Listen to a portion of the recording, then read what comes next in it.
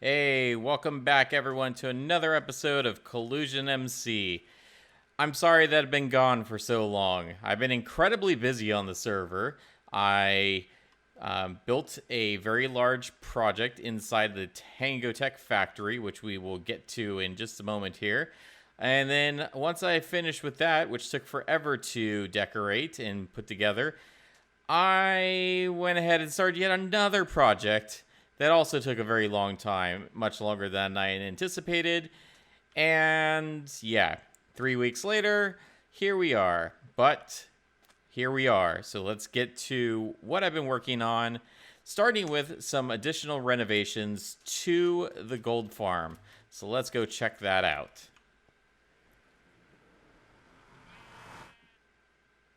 All right. So here's the gold farm as it stands now. It's final form, if you will. So one thing you'll notice is that I brought the kill chamber down as far as it could go, as close to the actual bartering setup that we have here. So that's this section down here. I had anticipated possibly expanding this with more layers coming down. So I actually have a bunch more turtle eggs inside this area right here. And this is pretty much as low as it could go. However, that being said, I'm not going to be doing that.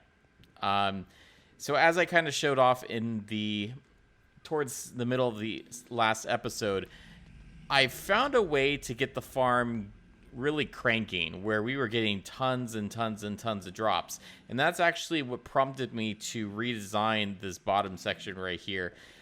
If you'll notice, there are kind of 4 identical sections in here. Each one of these is a sorting system that sorts out the rotten flesh that's dropped by the piglins. And then that goes and gets destroyed within a dispenser, going into some lava. So I have 4 of those now. And then with each one of those, there's also a buffer system with a double chest and some additional hoppers to kind of stop it from overflowing. So with those 4 additional systems to sort and kind of buffer the drops, it's really helped out. I don't have any loss whatsoever, and the system can actually keep up with it, to a certain extent, keep up with the gold that's being dropped in here. Along with that, there is an additional buffer system after the sorting system, and that's with these 3 double chests as well and the additional hoppers. You'll notice that there's also a lot more chests out there, and let's take a look at that as well. Some additional tweaks I've made as well. I went ahead and put in some actual staircases, removed all the carpet, put some half slabs in here as well to kind of make it look a little bit nicer. Also, so I don't have to keep climbing up and down some scaffolding. It was just getting kind of ridiculous. With that, we also have this brand new redstone machine here. This is for disposing of things I don't need. So, for example, if I have, some arrows I want to get rid of, and not necessarily in bulk here, I will normally throw those into the cactus if that's the case. But for other things that are non-stackable, mainly like, say, potions or books, if I wanted to, I can do that.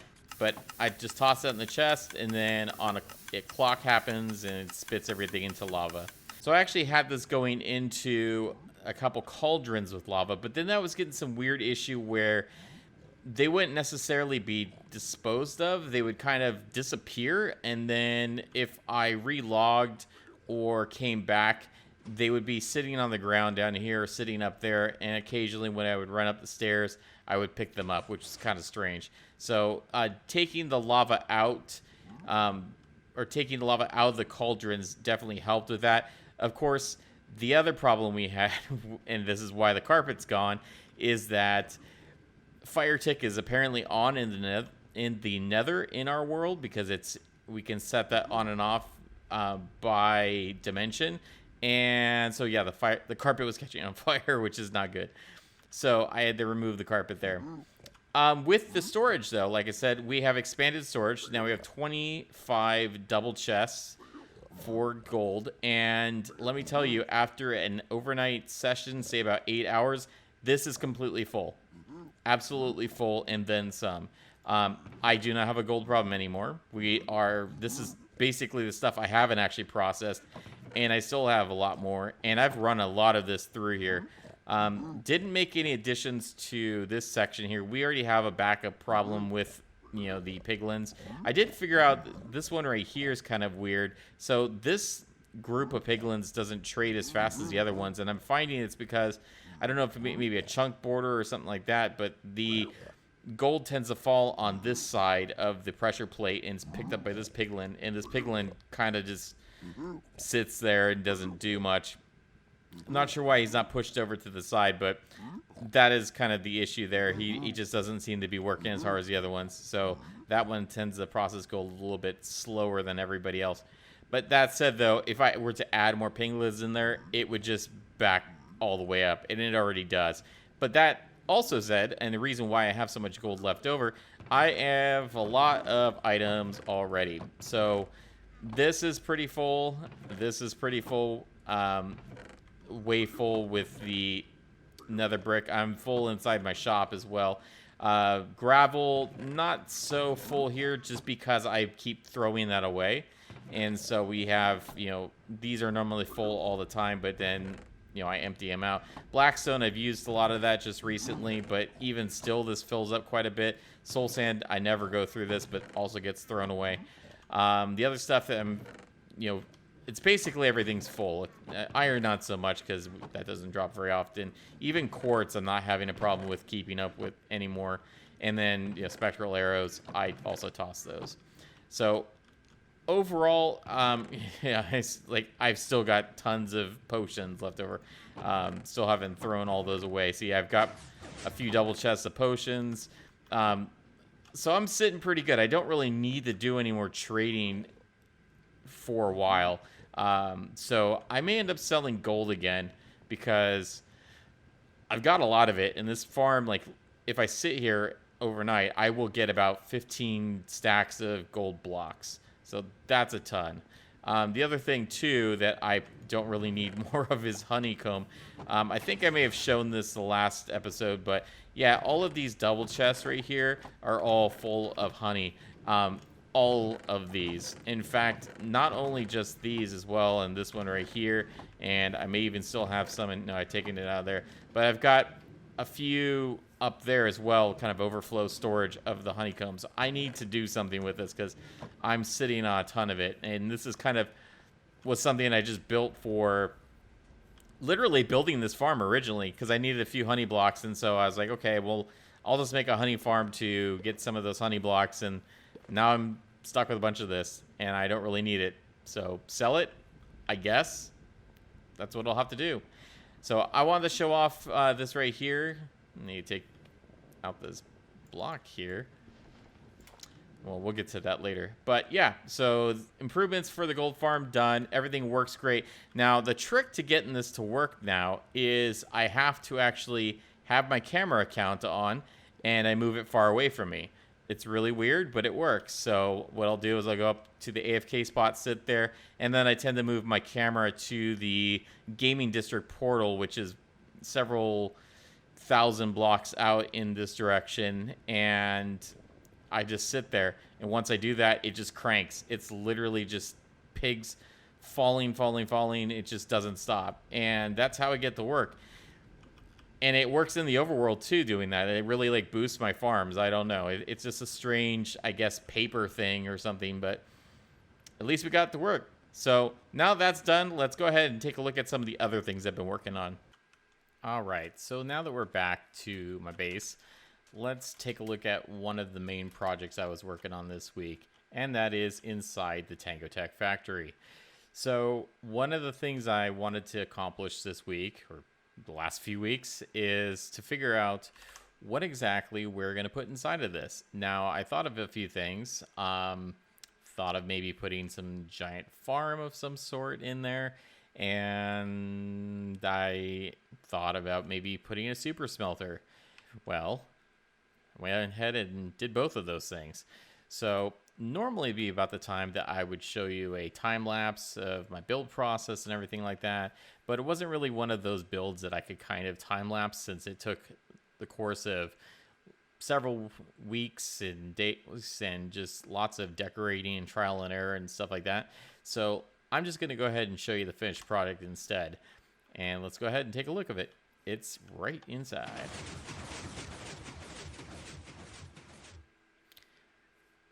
So this is my brand new super smelter, the Inifinity Engine. And this thing is pretty cool looking. It is meant to look like this kind of shrine, kind of like the bottom portion of the TangoTek factory, this nethery shrine. Try to make it in theme with that. And then also on top of that, it's got a lot of these industrial pipes, you know, feeding up to the furnace arrays that are down here, and then the smokestacks and everything, piping out the smoke. Yeah, so the way it works is we put in our items in here, and then everything smelts and goes through the 64 furnaces that are right here. And then once that's all out, it gets pumped through this water stream and then goes back into this output chest right here. And the whole thing is powered by a bamboo farm. So let's take a look at that on my cam account here.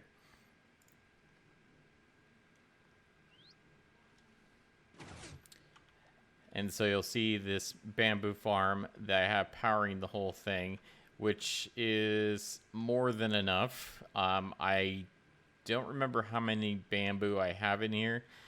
I think it might be 192. But these, you know, once they grow up, it pushes out the pistons, knocks it into the water stream against this fence. It all goes down into a collection area down below here. And then that eventually comes back up and gets piped through our piping system.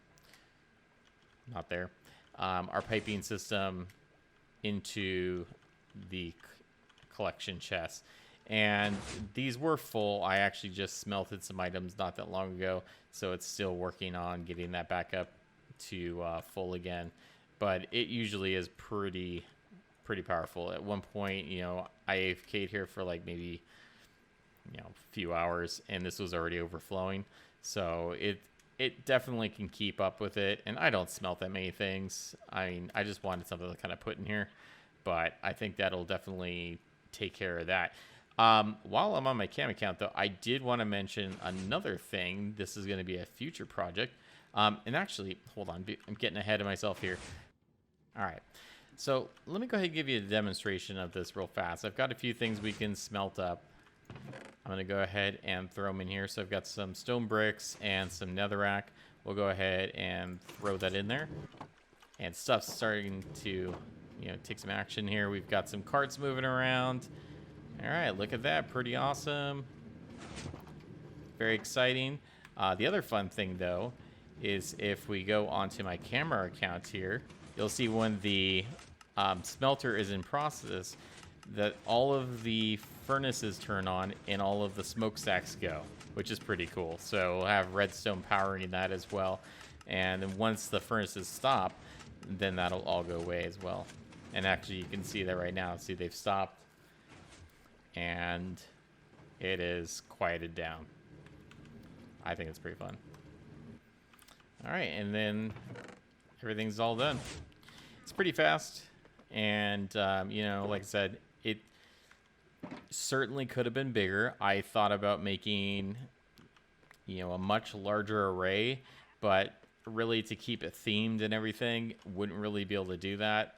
I mean, I could have just done something pretty plain with a bunch of furnaces and a few mine carts and stuff, but no, this works out a little bit better. Plus, it looks cool. It's got that giant eye in the middle there that's very ominous, almost looks like a little bit of a robot or something. But yeah, so that's all done. One project out of the way. One other thing I've been procrastinating on along with this, or I should say, not really procrastinating, but one thing I've been using to procrastinate on these projects with is been lighting up caves. And so with the help of my camera account, and I'm going to hide in here because it's getting dark, I've been lighting up some caves as well. So we can take a look at that real fast. Mainly because I had, with the caves being lit up, I did have something I wanted to show you that I discovered. and this actually works out really great. So let's head down below, and you can see I've done a pretty good job of lighting up all the caves nearby. It's pretty lit up. I mean, all around. So this is going to be great for mob farms once I do get to that. But really close to my base, or really close even to the TangoTek factory, I found this. That's right. We've got a zombie spawner in this dungeon. And let's take a look at where this is at. It is just below the surface of the water, right there. It is right around the corner. So with that, we're going to be able to build probably a copper farm very near to the base. And being that everything has been lit up, of course, I'm going to have to light up the island a bit. But with everything pretty much being lit up down below, I think we're going to get some great rates. Not that you really have to have everything lit up a ton for a spawner-based copper farm, but very excited to do that. Now that we've taken a look at the build in the TangoTek factory, I want to take you through what I've really been spending a lot of time on this week, and that is the revitalization of the entire shopping district. So let's go take a look at that and how things have changed. So anyways, here's a map of our shopping district. You'll notice that, you know, it's nice and purple because it is on a mushroom island. We've got the arena right here. We have my nether dragon right here. You can sort of see this. Okay, here we go. Yeah, the nether dragon right here. The cash for gold place right here. And of course, our axolotl shop right here. These dots right here indicate the road building contest competition thing that we've been doing. So this is kind of showing where the different things are. I went ahead and chose to do orange. And so let's remember this. So this is orange right here, kind of goes around my shop right here. And goes around some of these other things with a dye shop. Which I'm no longer running now. That's actually going to be THK's. So I gave that up, which is fine. I probably will open some more shops anyways. And then we've got goes to the axolotl shop, and then down here to the head race, to the wither skull and beacon shop, to the bulk buys, the mesa, the geode, and hit orders and stuff like that. So a good portion of the island here. We've got maybe a quarter of the island. You can see some of the roads have already started. So we've got, this one right here that started. Then we've got different colors. So there's yellow, we've got blue, and then there was magenta as well. So the reason I'm showing you that is because we've been building roads for a while, and I can't see myself. and you know me, I got carried away a little bit, and the mailman's in town. So yeah, well, we were supposed to build roads, but then I took that as build roads, and I'm terraforming the whole thing and changing this all to grass and terraforming absolutely everything, building tons of things. So yeah, I went overboard. Okay, I went overboard, but a lot of people went overboard. So here's the competition. So we have different people can sign up for things. So we've got, looks like I think everybody's signed up. So I was the orange, and let's go show you what everybody's done. I mean, it's just fantastic. And nighttime is the perfect time to look at that. We've got our Builders Club stuff here. I mean, check out these roads. Got some great street lights. I'm digging this custom tree here. Benches. Probably should have built some benches. Starbucks is gone. It's now Flea's Market. So that's a new thing. So yeah, let's head on down to where my roads begin here. So go past the Redstone shop, past the Cupcake, and Cash for Gold. All right. And here's my craziness. So I converted most of this to pretty much all of this to grass. Um, I tried my hand at some custom trees, which I think came out fantastic. And we've got this Blackstone road here. Also wanted to incorporate some unique paths up to each of the shops to kind of stick with their themes. So we've got the bookstore here, which is got this nice, almost like muddy and rough dirt patch along with some stone. We've got this nice path here by Trelno, which looks pretty awesome. We'll go over that as well. I converted this all into grass. I built out a beach to go along with this. Looks like there's some end stone down here, which is nice to kind of meet up with my shop because it's on the beach there. I also extended this out down the side here, kind of did some of the warped fungus growths right there. Brought this out, built like a little retaining wall, found more skeleton horses. But then this kind of goes around side here and look at these. So I've got these kind of oak trees I made, and you know, it's got all these different kind of scraggly bits and everything. Didn't have so many mushrooms, but it keeps, you know, spreading to things, but it still looks cool. We've got this kind of come around here, built a little bit of red brick going into the gunpowder shop. Another custom tree. And then we'll go ahead and head this way. Actually, before we do that, I went ahead and built out these netherwort kind of farms, I guess, like small little planter boxes. I figured that would go well with this potion shop, so we did that. Another tree. And another tree. And also right here next to this pit of lava, I wanted to kind of simulate that the dirt and everything was kind of not growing because it was too hot. So we kind of faded that out a little bit. And this goes down to, I'm not even sure if this is a shop anymore. I don't think it's being used. Some small little trees next to the log shop. I want to put a bigger tree, but I just didn't have room.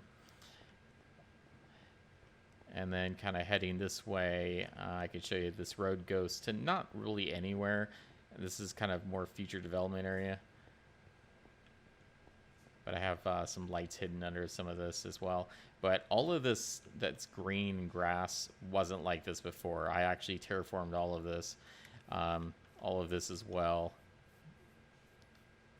And then the one I kind of like quite a bit is how this geode turned out. So the geode to me kind of seemed like some sort of mystical fantastical thing. So I gave them quite a nice path going up. So we've got some of the amethyst. We've got these little mushrooms. I grew this big mushroom here. These other mushrooms, which I threw some lights under, and it looks really cool at night. They kind of glow. And then this kind of unique, you know, we've got this, was it the polished basalt, moss, some mossy cobble, and a little bit of the mycelium, just kind of because it's a little bit grayish pink. It kind of all worked together. So we've got this kind of blending around to the side here. Here's my spruce tree that I made, because I felt that also the potion shop, this spruce tree looked really good. I wanted to actually put it in front, but there's just no room for it. It's so massive, but really like the way that turned out. Another custom mushroom with our undercarriage lights. And then with the mesa here, try to blend that into all this as well. So it kind of extended some of that out, the sands on this side as well. Back with bulk buys, and then I have like a nice, you know, stone path that goes in here, and then this butts up to this side right here. This almost looks like a little bit of like a patio area. I figured that I'm gonna leave a lot of this stuff open. I didn't want to put like stuff everywhere because I want to leave room for people to build shops, and I don't want them to feel bad about tearing down some of the decorations. So I thought this would be good for like a small cart area or something like that. Could be built. And then this way we've still got, lots of land, so I didn't do anything with that per se. But lots of little bushes and small details like that. I tried to put under each one of these, some of the, logs and everything, and it just kind of flows down. It was fun to kind of experiment with that. Fortunately, I experimented with that for about 5 days. And so that's probably why the video's a little bit on the late side. We have a nice little leafy flower archway here for the head race, which is kind of fun. I don't think we're using this anymore, but it still looks cool. And then this one is very unique. So with the wither skull and beacon store, I wanted to make this hill look kind of withered. So I replaced all of the top layer of mycelium all the way around this entire thing with black concrete powder. And so the whole thing just looks black and dark and menacing and just, yeah. So that's pretty awesome. And that's pretty much this end of everything. And then, like I said, we'll go down here. Yet another custom tree that I did. More bushes. And then down here, I kind of left it open as well because I think there's room for shops still right there. I've got a kind of beach sandy path here. And then going into the axolotl shop and carried on with the beach. One of the things I noticed with replacing some of this stuff is there's a lot of holes down the people's mines. In fact, this goes all the way down to the mines. So I kind of left those open. I may put manholes on there or something like that. So yeah, that's all of the stuff I did for the road competition. And that took days to do. But it came out so good. Oh, and then last but not least, I have my B-Dubs original clock for the town square type thing. So I've got that going there. And those all glow. And I've got light hidden up in there as well. So yeah, really looks great at night. So definitely want to check that out. We'll probably see that a little bit later. I wanted to check out Trail Nose Path. So he's actually offering advertising on these signs, which is kind of fun. He's got like a stone path that goes around here. I really like all the bushes and everything. The azalea trees and everything. This bridge is really nice. I like also these lanterns. Those look really cool. Or the lights using the anvil and the hoppers. It's really cool.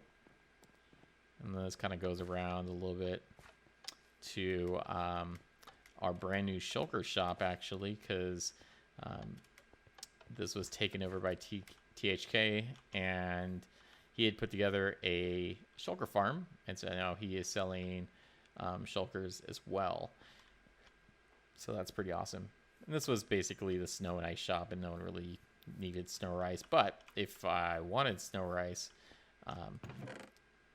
there's some for free. So yeah, I will have to definitely help myself to some of that a little bit later as soon as I clean up some inventory. So we got that right there. So that was Trail Nose stuff. And then, and bless him, man, he also took care of this eyesore that was the floating cement shop, or not cement, the concrete shop. So he took care of getting that all filled out, so it's no longer hovering in the air anymore. So that's nice. And then what else? Yeah, I mean, just this whole shopping district is completely redone, just like kind of transformed thanks to all of the work of these players. It's great. Even like this, basic path here, I kind of like this. It really ties everything together. So it's nice to have some actual paths through everything.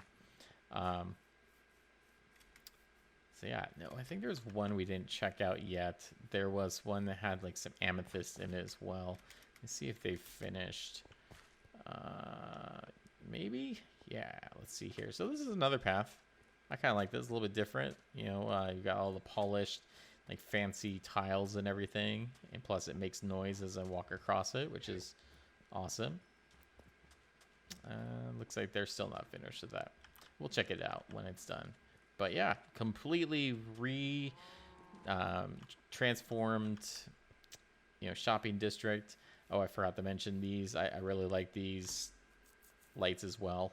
They kind of look all modern and everything. So great job, everyone. So I'm really looking forward to how this is coming together. I want to see when everything's polished. Maybe we'll remove all the mycelium at some point. But it's, definitely a good start. So yeah, but really you need to see it at night. So maybe we'll do like a flyover or something like that at night to kind of take a look at that. But it's just so great. I need to do a candle store too.